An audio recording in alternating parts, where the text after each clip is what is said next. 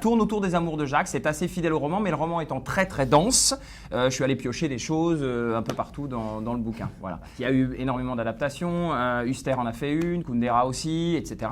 Moi j'ai vraiment voulu rester autour d'un fil rouge dans cette histoire, même s'il est très décousu, c'est la vie amoureuse de Jacques. Donc il est évident qu'au cours de la pièce, il y a des descriptions, il y a une forme de trivialité que Diderot de toute façon assumait, enfin pas tant que ça puisqu'il a quand même fait éditer le bouquin après sa mort, mais moi c'est ça qui m'intéressait, c'est la chair.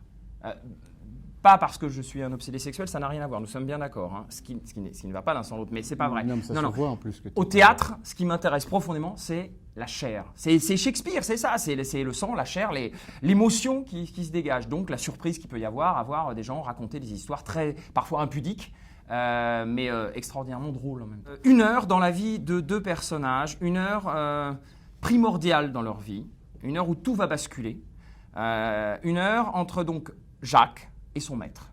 Ils s'arrêtent, ils vont discuter ensemble, ils vont discuter avec le public et ils vont parler des amours de Jacques et ça va être pour le maître en fait la possibilité de sortir de son rôle enfin et d'aller vers autre chose, d'aller vers le reste de sa vie. Voilà. Il ne sera plus bloqué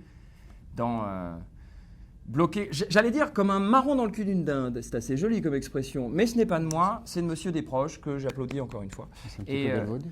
Oh non, c'est bien, moi j'aime bien la trivialité, c'est important, voilà, mais on en reste. Et voilà, c'est une rencontre.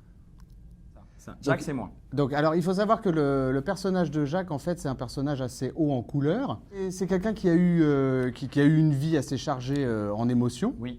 Et qui est passé de maître en maître, puisque à la base c'est un valet, oui. Au fur et à mesure de sa vie, et donc à chaque fois il lui est arrivé moult et moult aventures. Tout à fait. Je pense que tu ne vas pas dire le je ne dis pas le contraire. Et maintenant il est au service du maître, à savoir moi-même. Lui-même. Voilà. Qu'on pourrait définir. Alors, je peux le définir, moi, mon maître.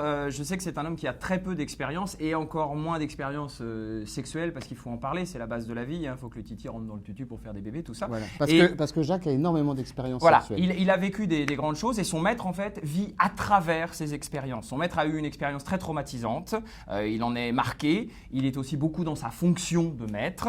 Et en fait, cette pièce-là, c'est surtout l'évolution du maître à travers une heure, mais primordiale, en fait, dans l'existence des deux personnages. En fait, c'est plus une pièce sur le maître, bizarrement. C'est les amours de Jacques, mais c'est tout ce qui se passe dans la tête du maître du début à la fin. C'est une vraie histoire d'amitié aussi, parce qu'il faut savoir que c'est une paire d'amis, les deux, puisque l'un ne va pas sans l'autre. Voilà, mais je pense qu'ils sont de plus en plus amis, même en allant vers la fin de la pièce. Je pense que certains vont s'attendre effectivement à voir un texte philosophique. Il y est, mais il est entouré, il est embrassé par de la vie, par de la joie et par une confrontation effectivement entre deux personnages qui s'aiment profondément mais qui sont à l'opposé l'un de l'autre. Donc leur donner envie de venir découvrir quoi. Comme dans la vie, les choses elles n'arrivent pas, on va pas vers quelque chose qu'on connaît, sinon ça n'a aucun intérêt. Donc venez voir et puis vous serez surpris et nous aussi et il y aura du partage dans l'air quoi.